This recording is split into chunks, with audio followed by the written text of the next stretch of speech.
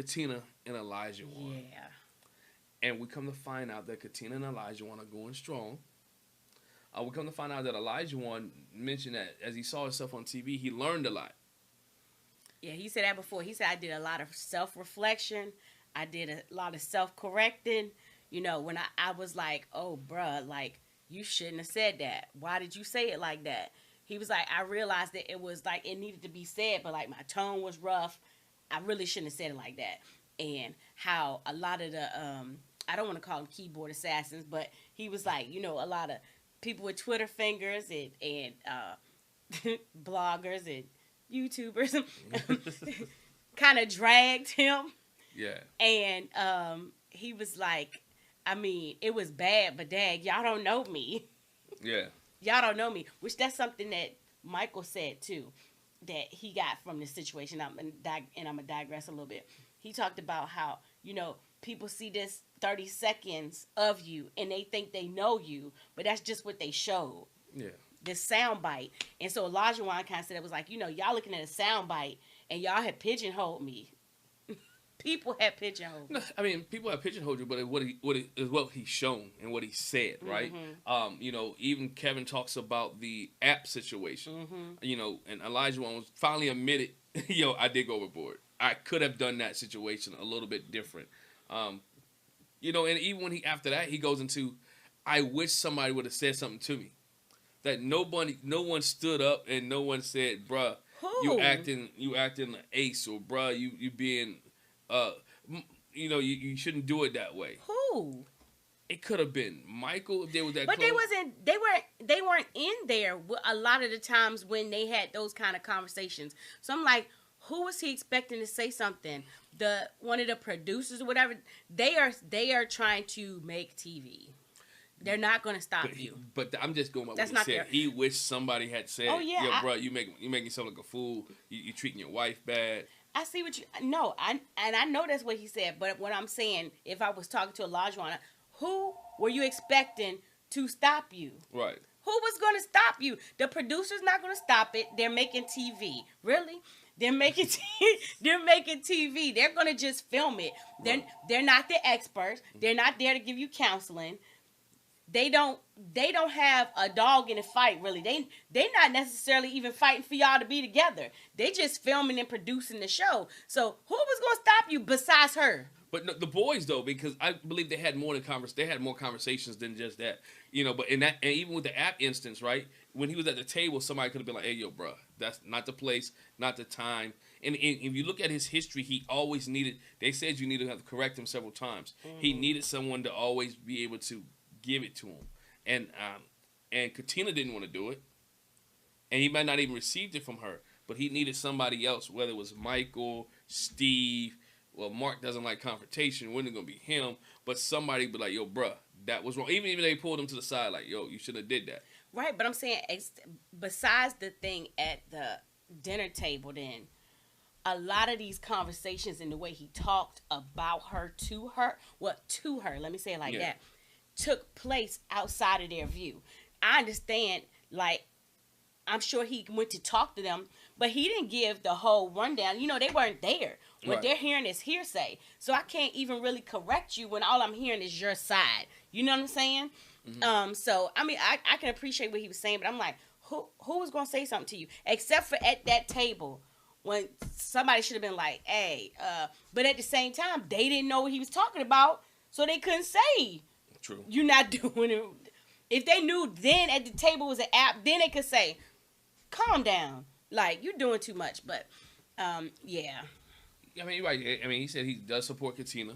Katina says, you know, that she's been holding him down, even through all this social media stuff and everything like that, that she's really been supporting him and he's really been supporting her. Yeah, he was like, you could have been, like, listening and looking at everything people said and be like, nah, forget this. Yeah. And he was like, you know, I just commend you for looking past what people said and you really saw me for who I was. And I mean, he was giving her kudos. He gave her credit for who she was and what she did. And one thing I like about Kevin asked a question about cooking, right? Kevin asked, are you still giving my man hot meals every day? Are you still providing him with the hot meals? And she was like, no. And Olajuwon was like, nah, we don't. We make arrangements, and we both work. And what he said was, she's a working woman, like I'm a working woman. I mean, like I'm a working man, and she may not have time to do that. He finally realized that work at home doesn't mean not working. Right.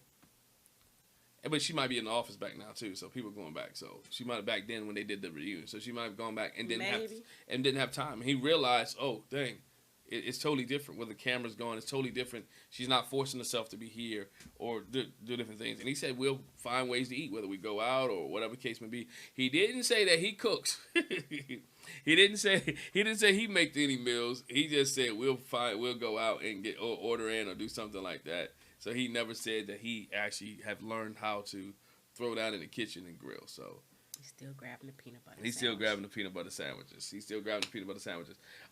Kevin comes up and asks, you got something for kids. How you gonna validate your love for Katina? Go ahead. What I want to say first of all, though, the pattern is when you bring the couple in, you talk to them. How was it after the cameras were gone? And where are y'all today? Mm-hmm. Kevin never once fixed his mouth to say, so, tell me. Obviously, because he knew because of what's going to happen. But he never asked them, so, are y'all still married? He never asked. Never. No, he didn't. Because then he tells Olajuwon. You got something for Katina. Basically, the way he validated his love for Katina.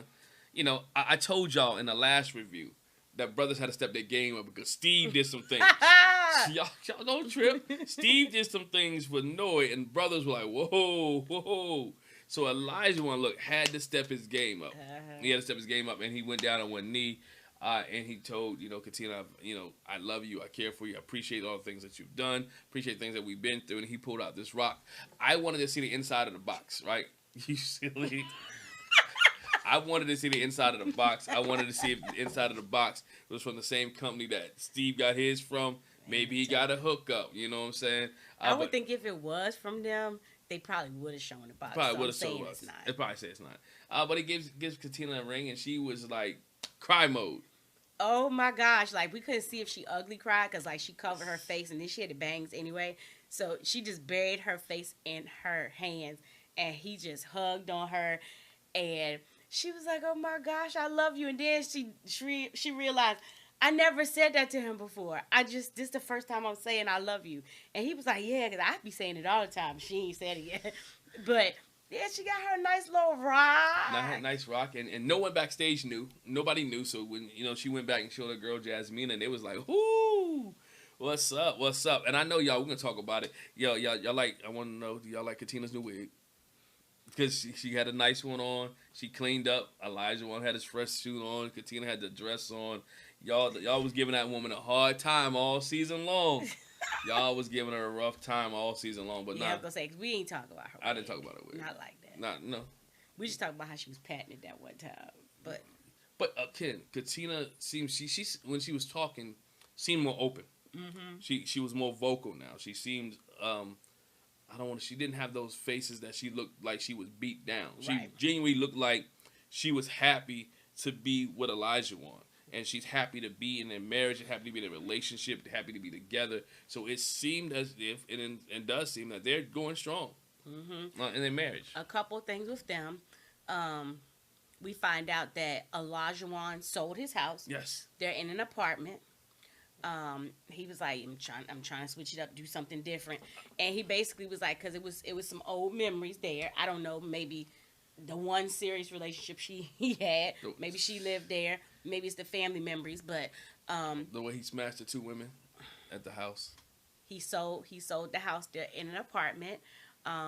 It was one other thing that they said was different. I want to stay in the house for a minute because that was a big thing to him, and we gave him a hard time about the house, how it looked old, and maybe he got it. Maybe that was a big thing for him too.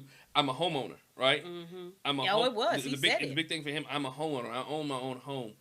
For him to sell it and to go into an apartment and to be with her, I think that's a lot, and that shows growth in him. I don't care whatever you think about him. That shows growth because he let that go to be with this woman, to give something of their own, to have something that they both can have together. It wasn't just his. I think that's huge, and it shows a lot of respect, and shows he's trying to do the husbandly things in this relationship to make her feel comfortable. Yeah. So my hat's off to him for selling the home, getting the equity, getting the money for the home, and being able to, live in an apartment to get what they need so they can buy a bigger and better home for themselves. That was one other thing I was going to say about them.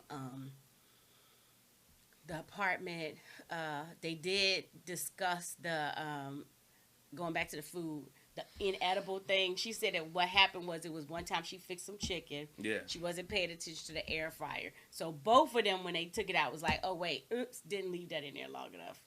So that was the food thing. But it was one other thing. It wasn't about kids. Yeah. Yeah. I think they said they're going to hold off a little bit and see how things work out about the kid situation. So, again, all in all, at this part in the reunion, Elijah... Oh, I know. It was the dance. It was the stripper. It was the stripper dance thing at the wedding. Yeah. They talked about, were you like thrown off by that? She was like, not really. He asked me beforehand. He did me the gentleman thing and asked me if he could dance, but I didn't know he was going to do all the whole shirt thing or whatever. And my biggest thing was, please move my mama. Move my mama away. I don't want to see this, because he was going in. But she said she didn't mind it. He had asked. But yeah. Because her mama the church mama. That was the other thing they talked about. Her mama ain't seen no strippers. No, they don't do that. Deacon board don't be stripping at church.